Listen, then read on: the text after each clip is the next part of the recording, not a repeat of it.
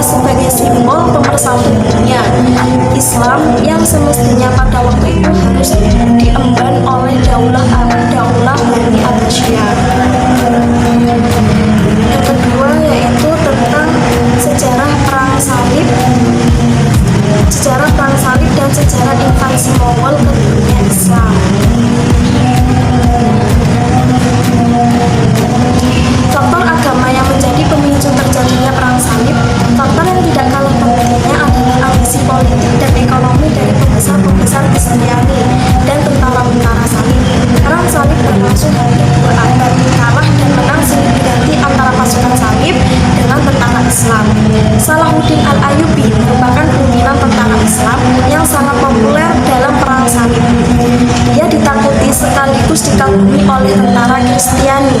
Kesuksesannya dalam memikul mundur pasukan salib menjadi barometer bagi pemimpin-pemimpin tentara Islam kemudian dalam mengusir pasukan salib dari timur.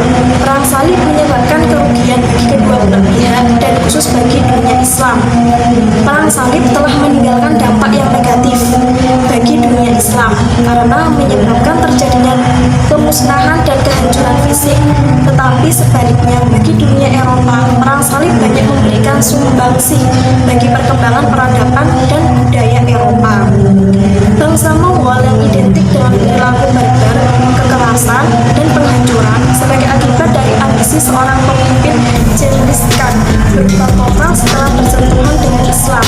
Hal ini merubah tradisi suatu bangsa yang dikalahkan cenderung mengikuti budaya bangsa mengalahkan, tetapi Mongol sebagai bangsa yang mengalahkan mengambil peradaban kaum muslimin yang dikalahkan.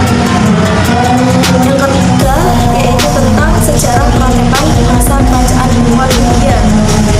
Islam telah mewariskan dan memberi pengayaan terhadap khazanah kebudayaan India, di mana keberadaan kerajaan ini telah menjadi motivasi kebangkitan baru bagi peradaban tua di anak benua India yang hampir tenggelam.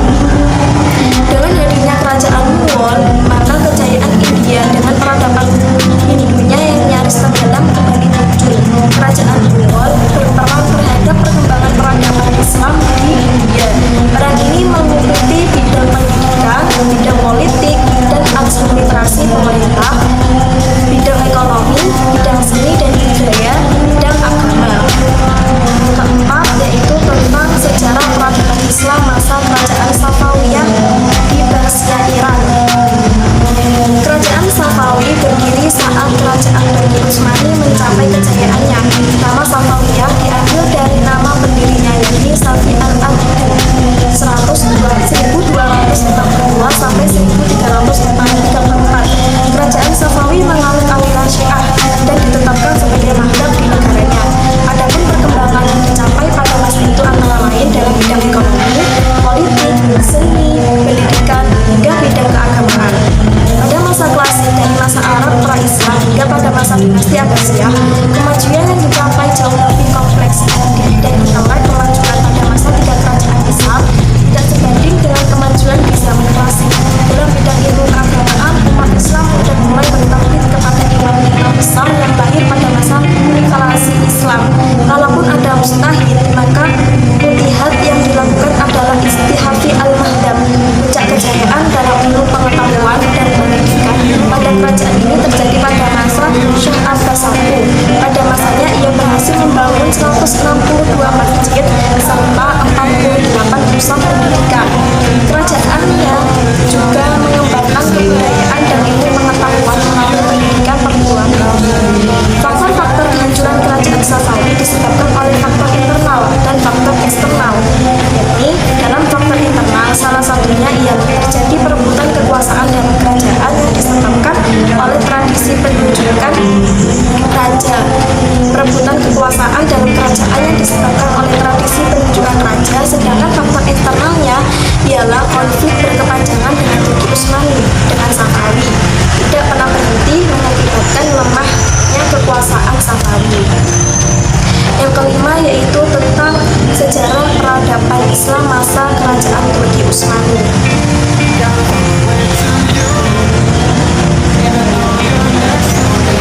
Kerajaan Turki Utsmani merupakan kerajaan yang hanya memiliki wilayah yang sangat kecil. Dengan adanya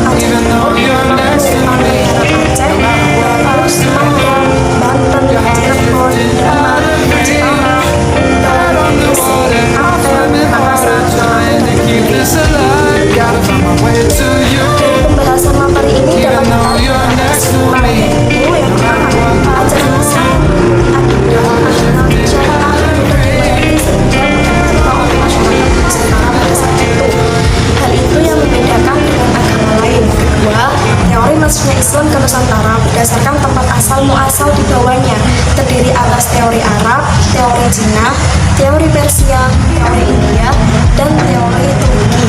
Yang ketiga, strategi penyebaran Islam di Nusantara banyak dilakukan melalui jalur perdagangan, dakwah, pernikahan, perkawinan, pendidikan, dan islamasi kultural.